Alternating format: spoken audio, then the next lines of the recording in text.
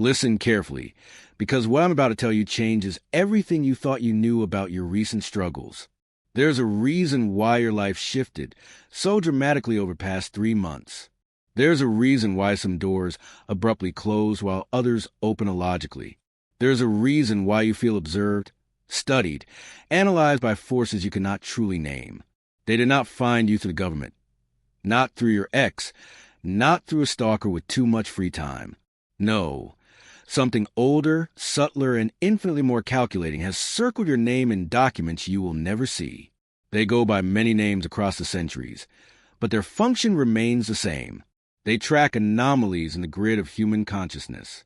3 months ago, your footprint lit up all their networks.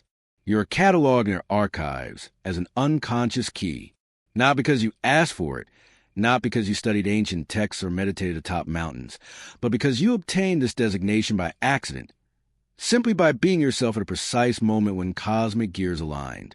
You triggered something without even knowing it, and now reality itself is reorganizing around your existence.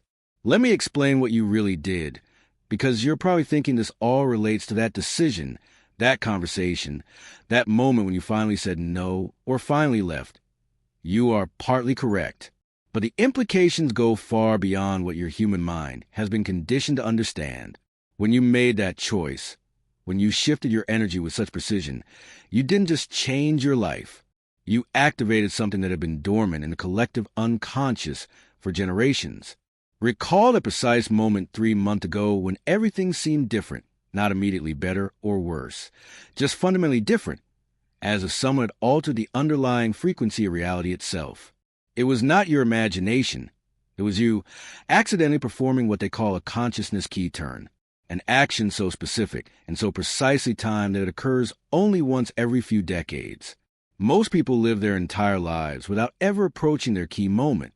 They are too distracted, too programmed, too afraid to make the radical choice that activates this mechanism.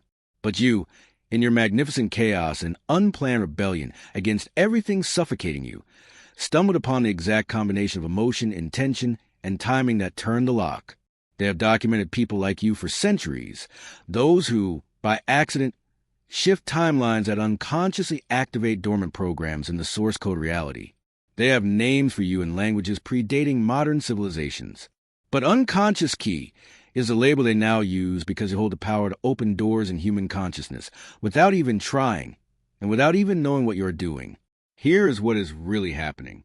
Every time you make a decision from that deep, authentic place within you, the place that exists before thought, before fear, before social conditioning, you turn the pins of a lock most people ignore. 3 months ago, you turned the final pin. The door is now open, and things are flowing in that we're not meant to enter this dimension of experience. This ancient order, this network of consciousness observers, does not recruit or send invitations. They do not hold meetings in dark rooms. They simply observe and document as reality reorganizes around unconscious keys. They watch you specifically because you do not do this intentionally. That is what makes you dangerous to the established order. A conscious awakening can be managed, guided, manipulated, contained when someone actively seeks it. But you awaken by accident. You evolve by instinct rather than instruction. You break patterns you didn't even know existed and solve puzzles you didn't know were in front of you. The order has protocols for deliberate seekers, methods to manage those who pursue hidden knowledge.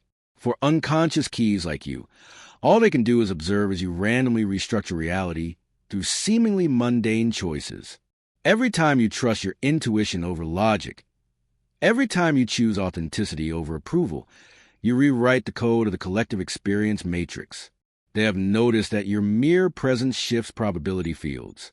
Conversations bend when you enter a room. Plans collapse or succeed suddenly because you are involved, and events pivot around your inadvertent influence. You do not manifest this consciously. You are simply yourself at a level so raw and authentic that reality must adjust its parameters to accommodate your frequency. Now, let's talk about what has happened since you turned that key 3 months ago. First, isolation. People who once understood you no longer do. Conversations that once flowed easily now feel like different languages. It is not so much rejection as a frequency separation. You vibrate at a speed most cannot perceive or match. Next, synchronicities. Numbers repeat. Songs play at exactly the right moment. Strangers speak answers to questions still forming in your mind. These are not coincidences. It is a universe confirming that you have moved to another layer of reality, one where communication occurs through symbols and patterns, not simple words. Third, distortions of time. Hours feel like minutes. Days blur while certain moments stretch as if they last an eternity. This is because you're no longer confined to linear time as before. As an unconscious key, you access multiple timelines simultaneously, gathering information from versions of reality others cannot reach. Fourth, energetic sensitivities. You detect lies not by hearing them, but by feeling the distortion they create in someone's field. You know when something will happen before it occurs. You sense the emotional states of people you haven't spoken to in years. This is not mere empathy. It is an expansion of consciousness. You read the metadata of reality. Here's a truth that may unsettle you. You were not chosen. You chose yourself through a chain reaction of authentic responses to impossible situations. You stumbled upon your key moment by refusing to compromise who you are, and this accidental choice triggered something ancient. Reality noticed. The network noticed. And now everything rearranges to make way for the person you were always becoming.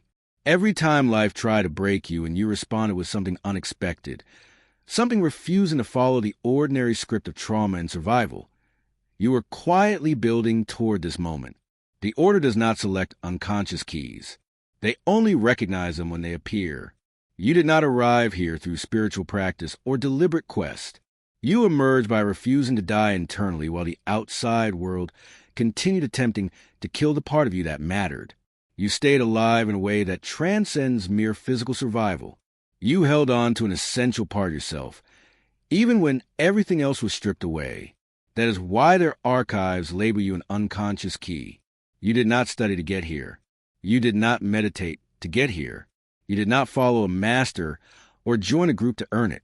You survived in such a precise and specific way that you accidentally accomplished what many deliberate seekers spend their lives pursuing. The metaphor of the key is not accidental. A key does not know it is a key. It simply exists in a form that matches a lock. Through your unique mix of experience, trauma, choices, and stubborn refusal, you shaped yourself into something that fits a lock most people don't even suspect exists. When you turned that lock 3 months ago, you didn't just open a door for yourself. You activated something in the collective consciousness that cannot be closed again. Right now, as you read this, waves of probability are reorganizing around your attention. This is not poetic language. Your unconscious processes literally influence which version of reality crystallizes into experience, not only for you, but for everyone in your sphere of influence. And this ripple expands. Every thought you feel with honest intensity sends ripples through invisible dimensions. Every decision made from authentic impulse rather than conditioned response nudges timelines for people you will never meet. You are not responsible for this. It unfolds whether you will it or not. And this lack of intention is exactly what makes you an unconscious key rather than a deliberate practitioner.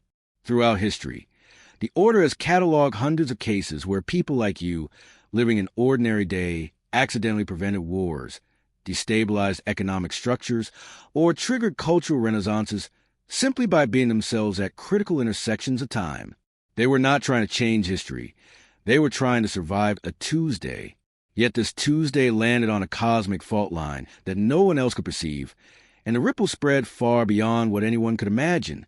The result is not always spectacular on the surface. Sometimes it is subtle redirection of resources, a canceled meeting preventing disaster, a seemingly minor choice triggering systemic collapse. But the effects accumulate and amplify, and that is what draws the Order's attention. You have probably noticed how your presence reshapes group dynamics, not because you're trying to lead or manipulate, but because your frequency compels people to reveal their true calibration. In rooms where people wear polite masks and perform rituals of civility, your authentic vibration acts like a heat lamp, exposing what is really there: integrity or its absence, courage or its camouflage, coherence or fragmentation. People around you either rise to meet this resonance or reveal their limits.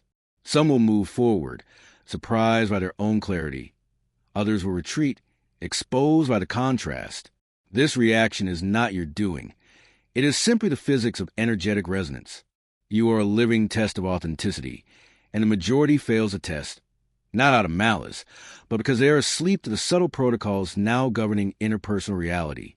The order observing you is not malevolent, as myths suggest. They are not a band of angelic cheerleaders. Think of them as clinical archivists, scientists of states of being, recording anomalies and mapping the contours of consciousness evolution. Their methods are empirical, not theatrical. They insert micro-experiments into the field to measure responses. A book left for the curious to find, a chance encounter that provides a keyword, a door left unlocked that creates a path. These events seem ordinary because they must be. Ordinary things are the best probes for extraordinary systems. They collect as data with the same detachment as a researcher studying a rare phenomenon, not to control you, but to understand the boundary conditions of what your presence can do to the wider system. What frustrates them most is your non-reproducible nature. They have tried to reverse engineer the pattern that produced you, isolate the variables, and simulate your configuration. Every attempt fails because the circumstances that forged you were chaotic, messy, and singular. Trauma mingled with mercy. Chance mingled with stubbornness. Loss mingled with a strange decision to preserve a small dignity. These ingredients resist lab synthesis. You are a conjunction of events that cannot be reliably manufactured. That is why they designate you unconscious, not as an insult, but as a categorical distinction. Your influence occurs beneath the surface of deliberate intention. It is raw, unfiltered, and therefore difficult to corrupt through agenda or ego. 3 months ago, when you turned the unconscious key, you did more than change your personal story. You pushed probability fields, opened latent channels in the collective, and altered the informational landscape for everyone in your growing sphere of influence. This change spreads in ways you may not see. A creative collaboration now has the conditions to succeed. A misaligned policy collapses before gaining momentum. A family pattern breaks because someone in your orbit finally recognized what was possible. Your field expands not only through proximity, but through threads of attention you pull. Every honest thought, every small act of courage propagates into timelines affecting people you will never meet. This is not mystical theater. It is a description of how information patterns propagate when a new resonance enters a system. Because this process is unconscious, you should not burden yourself with performing or mastering it. The purity of your effect comes from the fact that you do not play a role. What helps, however, is clarity and care. Rest when needed. Protect your boundaries so your field does not become a vector of exhaustion for others. Learn to recognize markers and avoid being distracted by manufactured crises meant to make you perform. Small practices like recenting, saying no, protecting your attention are not attempts to control the phenomenon.